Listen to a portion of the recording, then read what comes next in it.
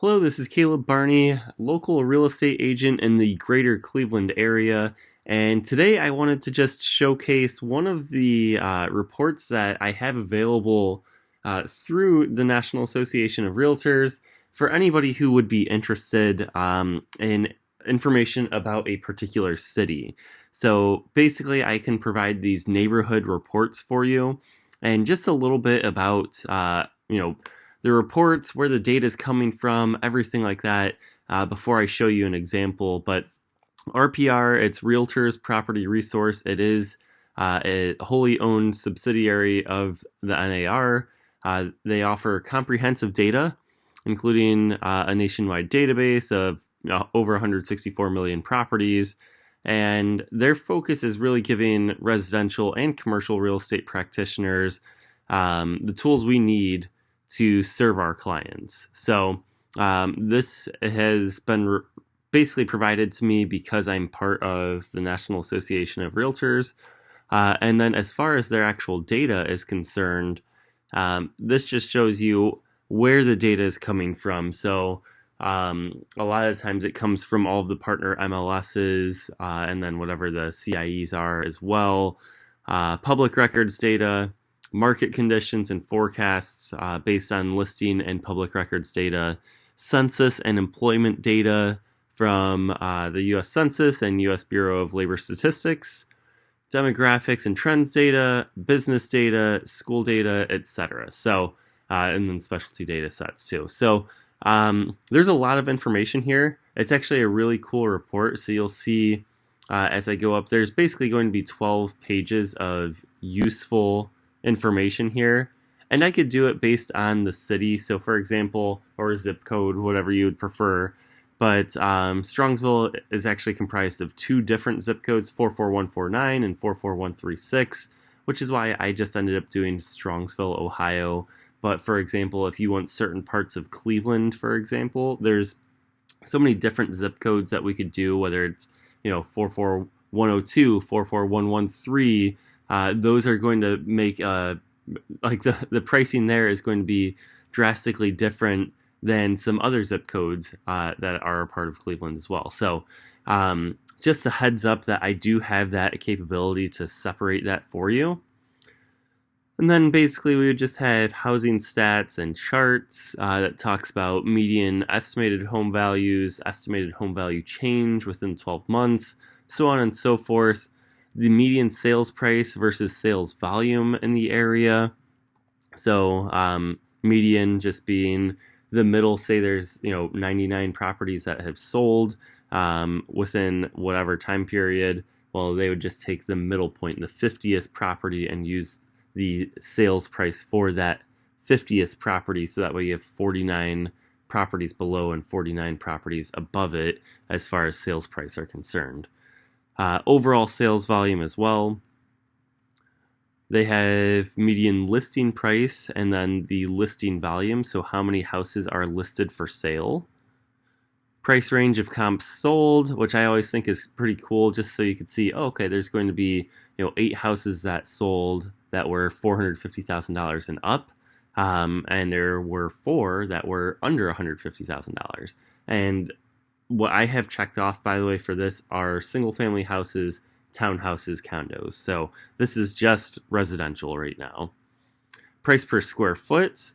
So again, you could see if you're going to list your home and you're like, hey, my home is the nicest on the block, you can try to justify a higher price point, but then also just realizing and understanding, there are many buyers that are, or there are much fewer buyers, I should say, basically looking at that price point. You might also have some appraisal issues depending on the appraiser and what we can justify for asking at a higher dollar per square foot.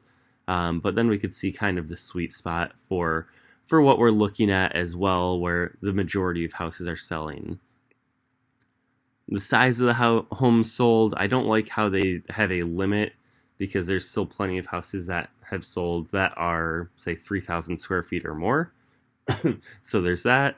The age range of the comps sold, so do you have a newer house, an older house, etc. how many bedrooms that we're looking for in a particular area that have sold. And this is all within the past 3 months. Um, so this is from the public records data, as far as if you're ever wondering what the data source is then. So they'll have charts about the actual neighborhood for population too, which I think is really cool. So population and demographics, male to female ratio, the median age, population change, which especially if you're looking to invest in real estate, you want to see, okay, are people migrating toward that city or are they leaving that city? Because that could affect supply and demand for your rental properties in the future, or if you're flipping, not usually too much because you're usually in and out pretty quickly there. Education levels for everything there.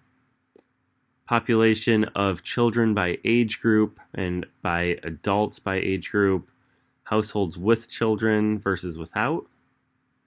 Your household income brackets, same thing if you're looking to flip, build, do anything like that, or if you're looking at like average rent ratio. We passed that already, but on the first page, or one of the first pages, it says basically what percentage of people are typically renting in that city versus in that county.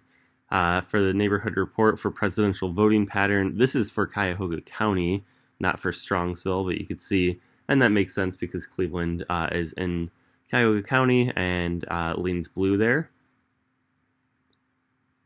Economic stats, so again, median household income, unemployment rate, your labor force number. I think that this is really cool information because, again, it tells you about your specific city that you're searching for or your zip code that you're searching for versus the rest of the county, versus the rest of the state, and then finally versus the U.S. as well. So very cool information there.